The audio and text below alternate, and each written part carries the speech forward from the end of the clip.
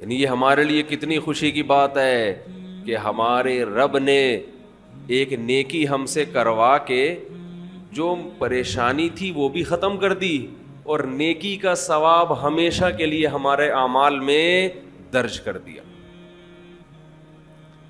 جب انسان گناہ کرتا ہے تھوڑی دیر کی لذت حاصل ہوتی ہے، یہ لذت تھوڑی دیر بعد ختم، اور نحوست اور گناہ اور اس کا عذاب آپ کے اعمال میں ہمیشہ کے لیے لکھ دیا گیا۔ ایسا ہوتا ہے کہ نہیں ہوتا؟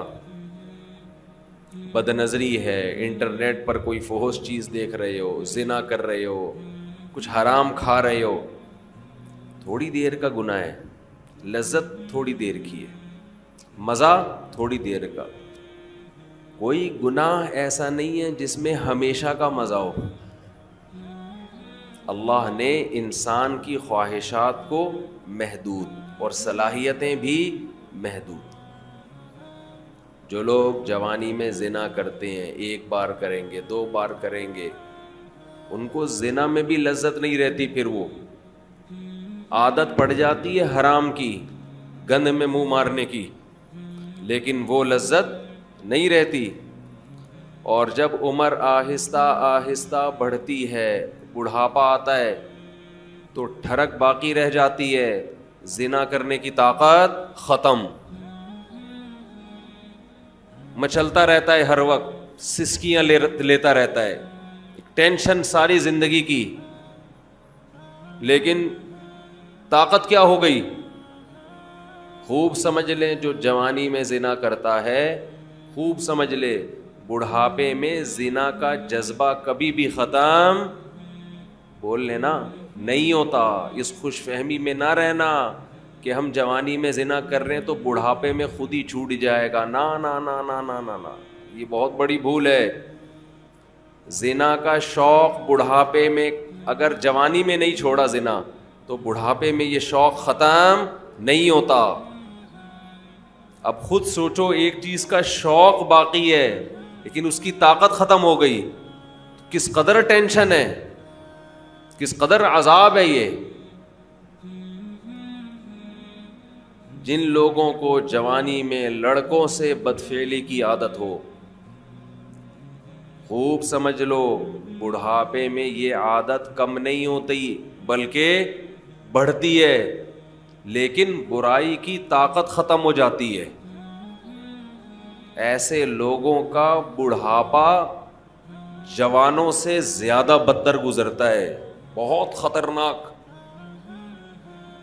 اللہ نے بڑھاپے میں یہ خاصیت رکھی ہے کہ جو چیز آپ میں جوانی میں ہوتی ہے، جو چاہتیں، بڑھاپے میں وہ کم ہونے کے بجائے بڑھتی ہیں۔ سمجھ رہے ہیں کہ نہیں سمجھ رہے؟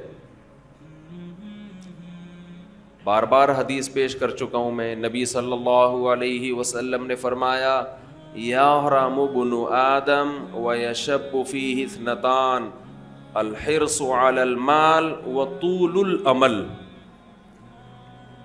نبی صلی اللہ علیہ وسلم نے فرمایا، انسان جیسے جیسے سے بوڑھا ہوتا ہے، عمر بڑھتی ہے، دو چیزیں اس میں جوان ہوتی چلی جاتی ہیں۔ کیا مطلب؟ طاقت پکڑتی ہیں دو چیزیں۔ جسم جیسے جیسے کمزور ہو رہا ہے نا عمر بڑھنے سے، دو چاہتیں اس میں کمزور ہونے کے بجائے جوان ہو رہی ہیں۔ ایک لمبی لمبی امیدیں، دوسرا حرص، لالچ، مال کی ہوس، یہ کم ہونے کے بجائے بولو بڑھتی ہے۔ پہلی بات تو یہ سمجھ لیں کہ نبی نے یہ نہیں فرمایا کہ انسان جیسے جیسے بوڑھا ہوتا ہے دو چیزیں پیدا ہوتی ہیں، یہ نہیں فرمایا، بلکہ فرمایا دو چیزیں، دو برائیاں جوان ہوتی ہیں۔ جوان وہی چیز ہوتی ہے جو پہلے پیدا ہو چکی ہو۔ اس حدیث کا صاف مطلب ہے کہ جوانی میں اگر ان دو چیزوں کو ختم کر دیا، برائیوں کو، تو پھر بڑھاپے میں یہ دو چیزیں جوان نہیں ہوتی. جب ہے ہی نہیں تو جوان کہاں سے ہوں گی؟ اور اگر جوانی میں ان دو برائیوں کو آپ نے ختم نہیں کیا تو اس امید پہ مت رہنا کہ جب بوڑھا ہو جاؤں گا تو یہ دو برائیاں مجھ سے ختم ہو جائیں گی. نہ نہ نہ نہ، بڑھاپے میں یہ بڑھیں گی. نہیں سمجھ میں آ رہی ہے، بہت مشکل ہو گیا سمجھانا. میں سمجھا پا رہا ہوں اپنی بات؟ لوگ کیا کرتے ہیں، جوانی میں پلان بنا رہے ہوتے ہیں، موت کی تیاری نہیں کرتے نا. یہ پروجیکٹ، پیسوں کی ہرس، لالچ، یہاں سے گھسیٹو، میرا بحریہ ٹاؤن میں اس کے 2 پلاٹ، میرے 3 ہونے چاہیے. یہ شوق ہوتے ہیں نا جوانی کے. اس کی 2 شادیاں، میری 3 ہونی چاہیے. اس کی 3 تو میری 4 ہونی چاہیے. یہ نہیں ہوتا شوق. یہ جتنا بھی ڈال لو یہ پیدا نہیں ہو رہا. اس میں بڑے ڈھیٹ ہیں. جو شوق ہونا چاہیے، یہ تو اس کی کثرت تو پیغمبروں کی سنت ہے نا. یہ والا نہیں پیدا ہو رہا. بس پلاٹوں پہ خرچ کر رہے ہیں. جہاں پیسہ آئے گا گاڑی خرید لیں گے. ہم کہتے ہیں نبی صلی اللہ علیہ وسلم نے فرمایا دنیا میں سب سے قیمتی سرمایہ نیک عورت ہے. اس پہ خرچ کرنے کے لیے تیار نہیں. کہہ رہے نہیں، ایک اور گھر بنا لو، ایک اور گاڑی خرید لو. چلو وہ آپ کی ٹینشن ہے، آپ جو مرضی کریں. تو پھر میرا بیان کا رخ چینج ہو جاتا ہے. تو 2 برائیاں. جوان آدمی کیا کرتا ہے، بحریہ ٹاؤن میں 2 پلاٹ ہونے چاہیے. اس کے پاس اس کے 1 کروڑ روپے کماتا ہے تو میں 2 کروڑ روپے کماؤں. اس کو جب موت یاد دلائی جائے کہ ابے تھوڑے دنوں میں مر جائے گا، جب تو پلاٹ خریدتا ہے تو قبرستان بھی تو جا کے دیکھا کرنا. قبرستان بھی تو جا کے دیکھ، تھوڑے دنوں میں وہاں جائے گا. تو شیطان اسے کیا کہتا ہے، بھائی تھوڑے دنوں میں کون آ رہا ہے، ابھی تو میں 30 سال کا ہوں، ابھی تو میں 35 سال کا ہوں، ابھی تو میں 25 سال کا ہوں، ابھی تو بڑا ٹائم ہے، ابھی تو میں ابا بنوں گا، پھر دادا بنوں گا، نانا بنوں گا، پھر بچے بڑے ہوں گے، بہت ٹائم ہے. تو وہ دنیا کی یہ ہوس جوانی میں ختم کرنے کی کوشش نہیں کرتا. اور وہ یہ سمجھتا ہے کہ جب میری ایج زیادہ ہوگی، بال سفید ہوں گے، کمر جھک جائے گی، کڈنی کا پرابلم، ہارٹ کا پرابلم شروع ہوگا تو مجھے خود ہی اس دنیا سے رغبت ختم ہو جائے گی. ٹھیک ہے، پھر قبر کی بھی تیاری کر لیں گے. پھر یہ بزنس میں، کاروبار میں دل کو اٹکانے کی کوشش نہیں کریں گے. پھر بحریہ ٹاؤن گیا تیل لینے، پھر جا کے قبرستان دیکھ لیا کریں گے. تو حدیث کا مطلب یہ ہے کہ یہ آپ کی خوش فہمی ہے، ایسا ہونے والا نہیں ہے. یہ دماغ سے نکال دو. جیسے جیسے عمر بڑھے گی نا، یہ لالچ اور طول الامل، لمبی امیدیں کا کیا مطلب، میں بھی نہیں مروں گا، یہ امیدیں کم نہیں ہوں گی بلکہ بڑھیں گی. اور پیسوں کی جو محبت ابھی آپ کے دل میں ہے یہ کم نہیں ہوگی، یہ محبت اور زیادہ بڑھے گی. میں کمال ہے نبوت کے علوم پر، ہم نے اپنی زندگی میں جو بوڑھے ہیں نا، جنہوں نے جوانی میں لالچ ختم نہیں کی، بالکل 100% اس حدیث کے مطابق ان کو پایا ہے. بالکل 100% میں نے اپنی زندگی میں. ہم نے دونوں طرح کے بوڑھے دیکھے ہیں، سخی بھی اور کنجوس بھی. اچھا پہلے تو میں حدیث کی تشریح ذرا مکمل کر دوں، پھر مثالوں سے بات سمجھاؤں گا. حدیث میں جب بھی یہ آتا ہے نا کہ یہ 2 چیزیں ایسی ہیں یا 3 چیزیں، تو یاد رکھو حدیث میں وہ عدد مقصود نہیں ہوتا. یہاں سے بہت سے لوگ دھوکہ کھاتے ہیں. میری ایک اہل حدیث عالم سے بحث ہوئی، وہ ایصال ثواب کے منکر نا، کہ میت کے لیے آپ کوئی نیکی کر کے اس کو ثواب نہیں پہنچا سکتے. میں نے کہا دلیل کیا ہے؟ کہنے لگے حدیث میں آتا ہے 3 چیزوں کا ثواب ملتا ہے، صدقہ جاریہ، جو اولاد آپ کے لیے دعا کرے، اور علم ينتفع به، وہ علم جو آپ چھوڑ کے جائیں. 3 ہیں، چوتھی کوئی نہیں ہے. بھائی حدیث میں جب بھی یہ آتا ہے نا یہ 3 کا عدد یہ 4 کا عدد, تو اس پر امت کا اجماع ہے کہ اس سے وہ عدد میں محصور نہیں ہوتا. اس کا مطلب ہے کہ یہ 3 تو ہیں, جو بھی اس معنی کی ہوں گی وہ سب اسی میں داخل ہیں. جیسے حدیث میں آتا ہے, ایک صحابی نے عرض کیا یا رسول اللہ میں اپنی والدہ کے لیے صدقہ کرنا چاہتا ہوں, کیا ثواب ملے گا؟ آپ نے فرمایا ہاں. اب یہ نہیں کہ صرف صدقے میں ہی انحصار ہے, صدقہ تو ایک نیکی ہے. اس حدیث سے صاف پتہ چلتا ہے کہ نیکی جیسے اپنے لیے کی جاتی ہے, اپنے کسی مرحوم کے لیے بھی کی جاتی ہے, کی جا سکتی ہے. آپ صدقے کے لفظ کو پکڑ کے بیٹھ گئے کہ صدقہ ہے تو باقی نہیں ہے, تو صدقے میں کون سی ایسی خاص بات ہے؟ اصل میں تو حدیث میں اصول اور ضابطہ بیان کر دیا جزیات کے ضمن میں. قرآن و سنت کی عادت ہے کہ جزیہ بیان کر کے لا بیان کیا جاتا ہے. جیسے قرآن کہہ رہے ماں باپ کو اف نہ کرو, تو یہ ایک جزیہ ہے, لیکن اس کے ضمن میں ایک لا بیان کر دیا کہ تکلیف نہ پہنچاؤ, کیونکہ اف کہنا بھی کیا ہے؟ تکلیف ہے. تو بیسک تکلیف پہنچانا ہے, اف کا لفظ یہ اصل مقصد نہیں ہے. اسی وجہ سے ہماری نظر میں جو راجح قول ہے دلیل کے لحاظ سے وہ یہی ہے کہ ایصال ثواب صدقہ کر کے بھی کیا جا سکتا ہے اور کسی بھی نیکی کے ذریعے کیا جا سکتا ہے. یہاں پر پھر ایک اعتراض ہوتا ہے, یہ اعتراض کا جواب دے کے پھر آتا ہوں اصل, کیونکہ پھر لوگ شارٹ کلپ بنا کے آدھی چیز چلاتے ہیں. اعتراض یہ ہوتا ہے کہ صحابہ کرام سے ثابت کیوں نہیں ہے کہ کسی نے قرآن پڑھ کے ثواب پہنچایا ہو. سمجھتے ہیں؟ نہیں آ رہی سمجھ میں.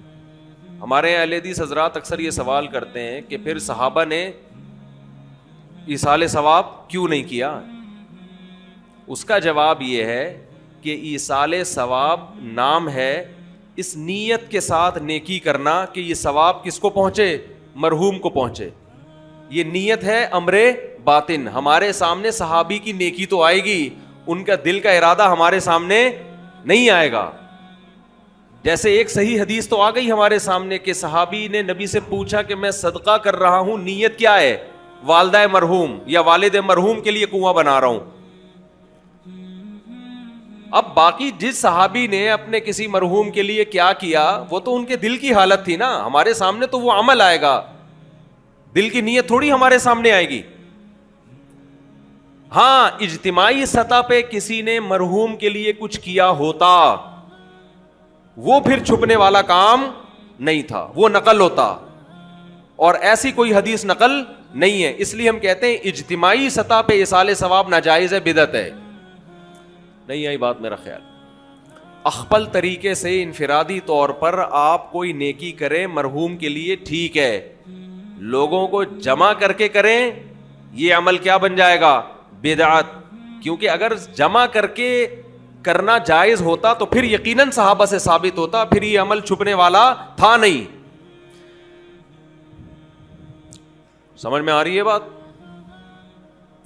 کہ آپ اگر چھپ کے یعنی قرآن خوانی میت کے ایصال ثواب کے لیے ہم اس عمل کو بدعت سمجھتے ہیں,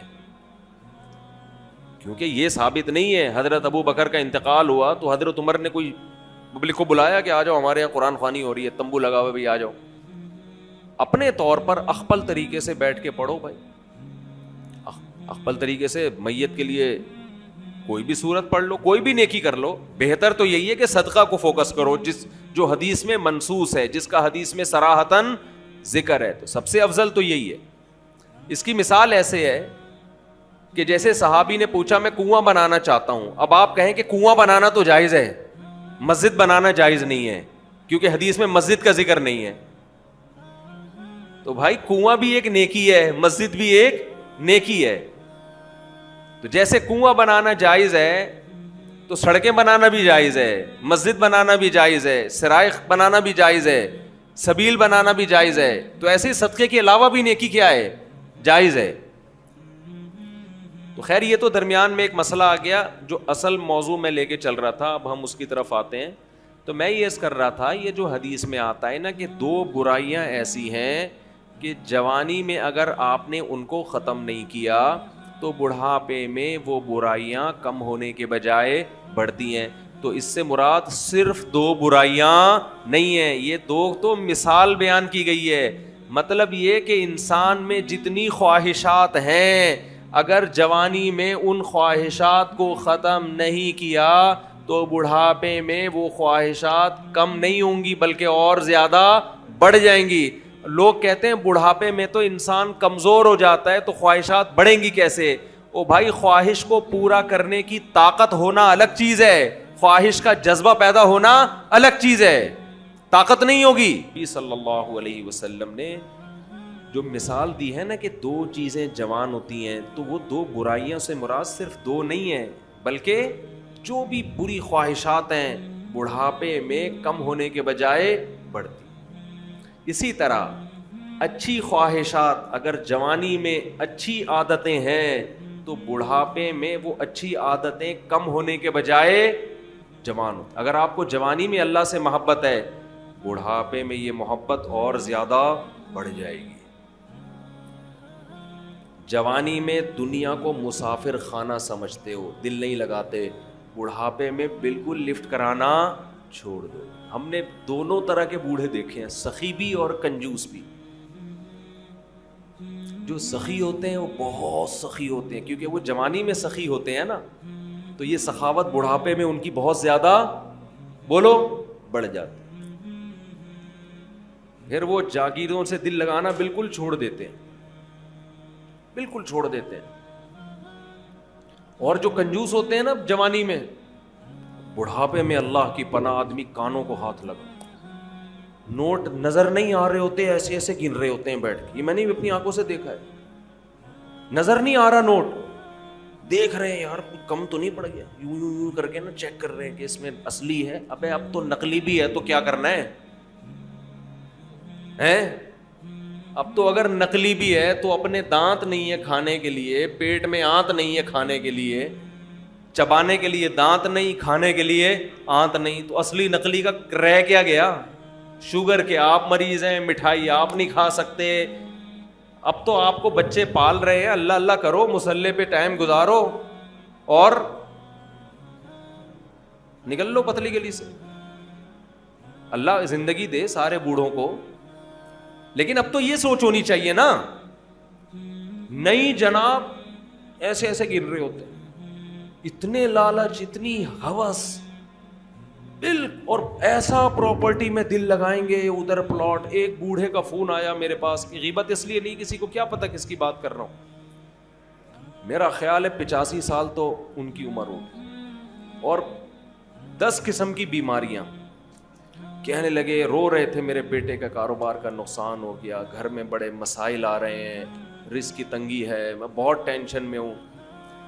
میرا دل مجھے ترس آیا, میں ان کا مذاق نہیں اڑا رہا, مجھے ترس آیا. میں ان سے کہوں کہ حضرت آپ کی کیا رزق کی تنگی, آپ کی زندگی گزر چکی ہے, آپ نے ویسے ہی 2 پاپے صبح چائے میں ڈال کے کھانے ہیں بھائی, دوپہر دھونے والے کھچڑی کے کھانے, زندگی گزر گئی. اب ان چیزوں میں کیا رکھا ہے؟ جو بیٹا جس کا کاروبار ڈوب گیا اس کو اتنی ٹینشن نہیں ہو رہی, جس نے آگے زندگی گزارنی ہے ابا کو اس سے زیادہ ٹینشن ہو رہی. لیکن ہم نے نیک بوڑھے بھی دیکھے ہیں, نیک بوڑھے بھی دیکھے. ہمارے نانا, اللہ تعالیٰ مغفرت فرمائے, نانا نانی دونوں, میرے نانا کی بھی 99 سال ماشاءاللہ عمر تھی, نانی نے بھی بڑی عمر پائی ہے. جب بھی ہم ان کے پاس جاتے تھے نا تو وہ شاعری شروع کر دیتے تھے, قبر کی آخرت کی, ٹھیک ہے, گھر جسے سمجھے ہو وہ تم گھر نہیں.